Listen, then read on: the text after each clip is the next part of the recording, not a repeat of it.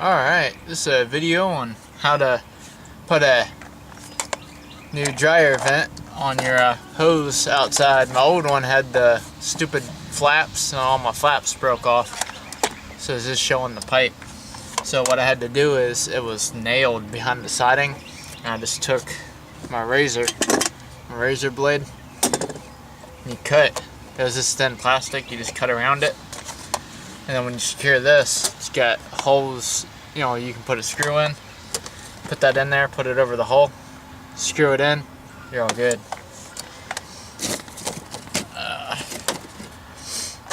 But this is the pipe that they used when they built the house. I know some people say not to use it because lint builds up on the inside, but I'll stick with it. And then of course we're just going to use a clamp here to clamp it up.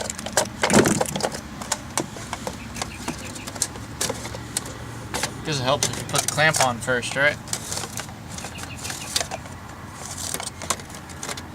I always like to put it over the pipe because it seems like it's harder to fit over the pipe than it is this part.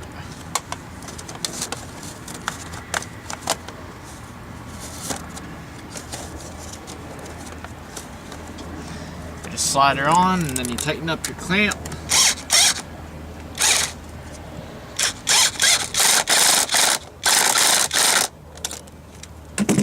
Make sure it's not to go nowhere.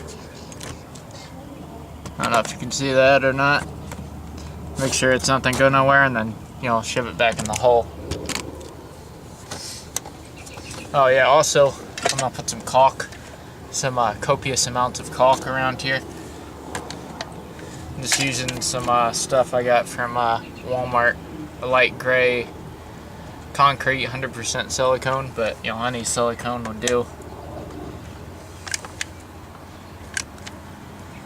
I guess you can never have too much caulk, right? If you ever watch Holmes on Holmes.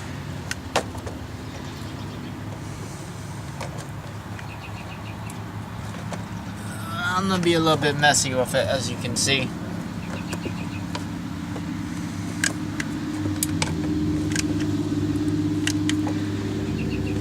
And then I got some paper towels here I'm going to use to clean it up afterwards. Yeah, we're just going to slather this thing in caulk.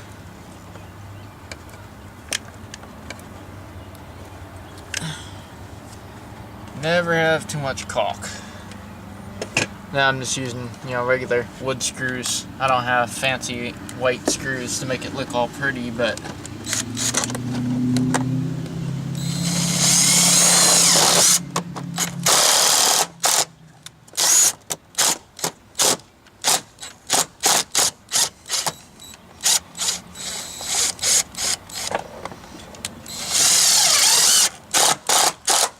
go. Make it look even, you know, get a nice flush line right there.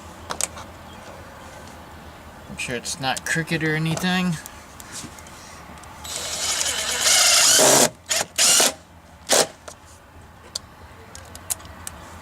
I got the other screws in my pocket here. I know this isn't the ideal location, you know, being right underneath the stairs. But if you step on it, you know, your foot's just gonna slide on. Alright, sorry about that, guys. The camera died on me. But I finally went and I got what the old one looked like. And this is just what the old one looked like. Inside of here it had the stupid flaps.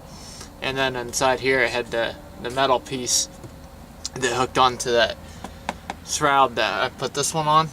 And it was just sticking, you know, out of the siding like this. And on the edge here it had a little flap. And they nailed that to the plywood, and then they put siding over it. So it was almost impossible to get it off without, you know, removing the siding. So I just took my razor blade and I cut here, you know, cut here, as you can see, you know, kind of broke. I cut that off. Now once you get it cut off and got it flush, I'm just using my screws to screw it in. I'll start off where I left off. I got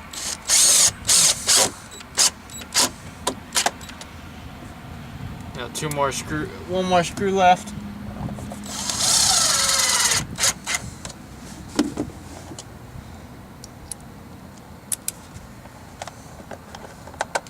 thing in the bottom likes to come out. But and then I've already got the silicone already on, you know, and sealed up. I did it, you know, when the battery was dead. But I mean, if you have something like this, you know, when I first looked at it, I'm like, how the heck am I supposed to get this off? Because I went in the crawl space and I couldn't see how to get it off, and it was just, you know, nailed to the plywood back there. But now, you know, you get a clean install, and you know, you can get basically anything off your house. Because I was looking at it, it's like, well, you know, fudge it, I'll just, you know, take a blade and cut the thing off my house. It's just plastic. So if you know you have one of these, you can cut it off. Now if yours isn't this easy and it's in brick, you can get a masonry, you know, drill, and just mark where the holes are, drill holes, and then either use Tapcons, which are blue screws, or you can use drywall anchors and regular screws. But yeah, now it's functional, and you know, everything's good and it's all clean. Like and subscribe.